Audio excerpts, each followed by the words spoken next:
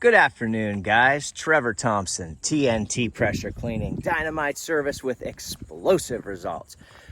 We are going to be doing a house wash today, and I want to show you guys some things to look out for on pavers, efflorescence, the flowering of salts. So I have become an authorized applicator for Front 9 restoration products, and if you follow the process, Efflo is phenomenal. Works really, really well, but there is a process to it. You can't just spray it on and hope it goes away. So we are all set up. The very first thing I'm gonna do is I am gonna lay a relatively hot mix, about a 4% mix, on the concrete and curbing. And the curbing runs all the way up there. So the curbing wraps all the way down here, and it goes all the way to this storm drain here. So I'm gonna lay my solution on here and to let that do its thing while I do the house wash and paver restoration in the back.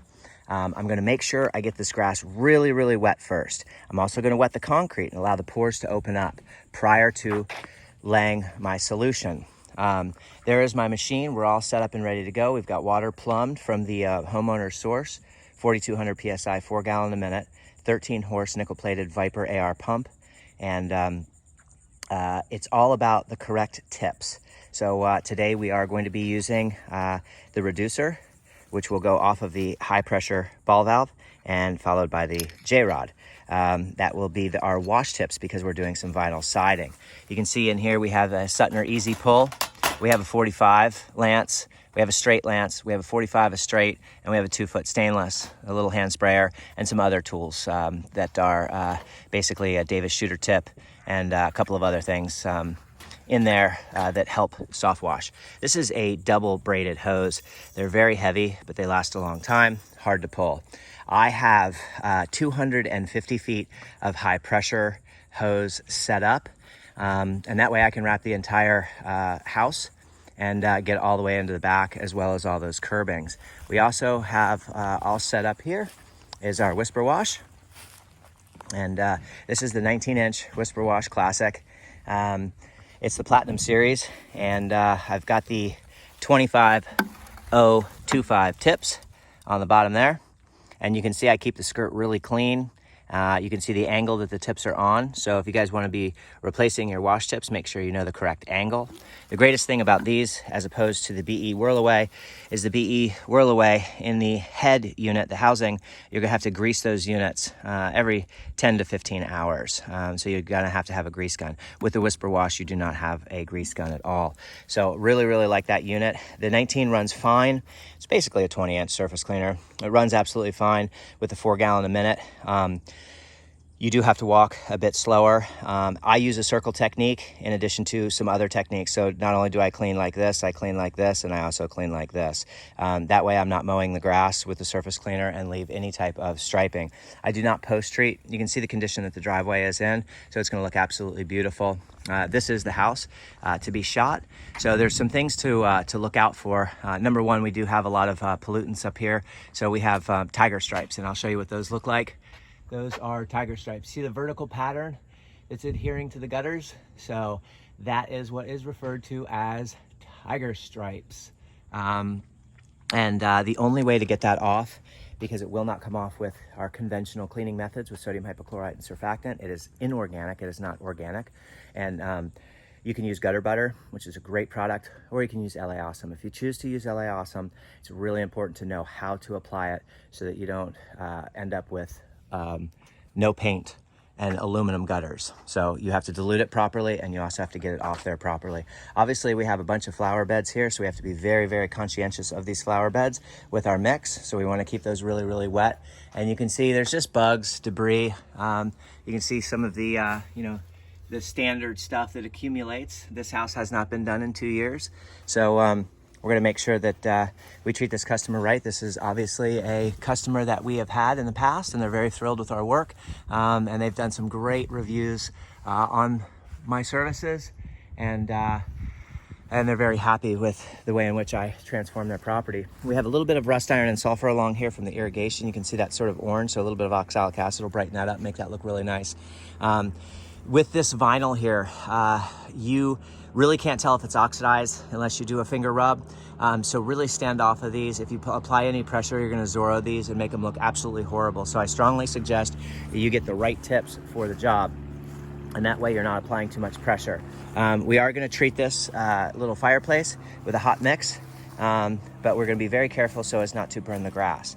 So it's how you lay your mix on is going to then determine. If you allow a ton of runoff to come over there, you're gonna have burn lines all the way through there. So you can see the gutters have a little bit of organic matter on them. I'll let you see that. If the sun's not too bright, you can see what the gutters sort of look like right there. Those are gonna be bright white by the time I'm done. The soffits are the main thing. Those are the lungs of your home. They're allowing moisture to dissipate from your crawl space. Soffits need to be cleaned regularly. A house wash looks phenomenal, makes the paint brighten up, makes things look absolutely beautiful, but it's so imperative to have those soffits done quite frequently, and that way they're breathing properly and allowing moisture to dissipate out of your crawl space. It also helps save on your air conditioning bill because your AC is not fighting so hard to fight that heat that's trapped inside the roof. Yes, roofs do have vent pipes, and there are multiple ways in which homes are designed to dissipate that moisture that collects, not only from your dishwasher, your body heat, but just the heat of the day. So I'm gonna turn you around here and I'm gonna show you a Paver Patio. Now, this is going to be a Paver Restoration, and we're gonna clean all the joints and seams here. Obviously it's not that dirty, but you're starting to see some efflorescence here. And over here, you're seeing mastic. So this is tape. Something was taped down here, and this is a glue. This will not come off with a surface cleaner, and you do not wanna be blasting this with super high pressure. These stones are very porous, and you will pit them over time. So you could use a xylene to remove this. There's several products that I keep on board that will help strip mastic. Food for thought. This is efflorescence, guys.